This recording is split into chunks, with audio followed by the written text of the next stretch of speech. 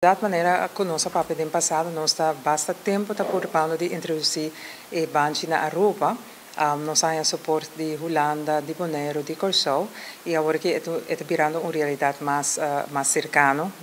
Nós queremos começar com um pilot na 2026, em qual nós também temos pilot para ano, e em qual nós está focus primordialmente, nós começar com jovens. E jovens entre 12 e 17 anos, que também será para delito não toch relativamente, vamos dizer, leve, mas não assim leve, que se vai ter uma detenção, castigo de prisão, que não por vai ter banche. Dus não vai worden geschorst a detentie, com banche, então guardando a zitting bini.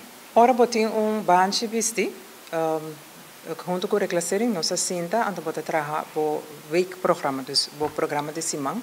E jovem está na escola, está na seguir, e jovem pode fazer certo esporte, então o resto da hora não, ele está na casa.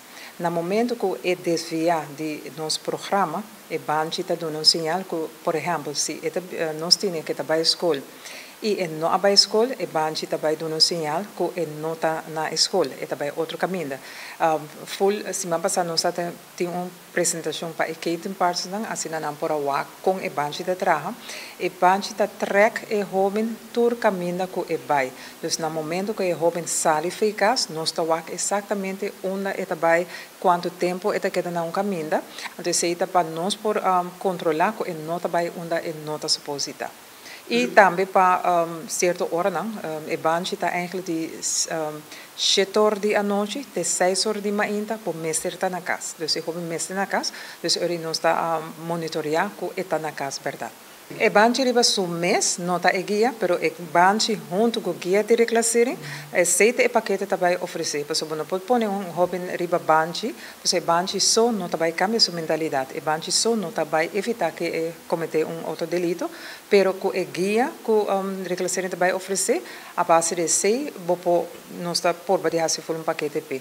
Você tem em conta que a banche está para nós controlar a movição para o jovem. Em vez de sentar que tem tanto aspecto negativo com ele, o jovem está queda de liberdade, mas com banche, não está limitar sua movição. Está reglado em lei e parte de schorsingsvoorwaarden, dus que botar schors e detenção para o jovem por baicas, que condiciona, então, não está schors e detenção, que é bijzonder voorwaarden e banche. Está ancrado em nossa lei dus a parte está bastante positiva para nós.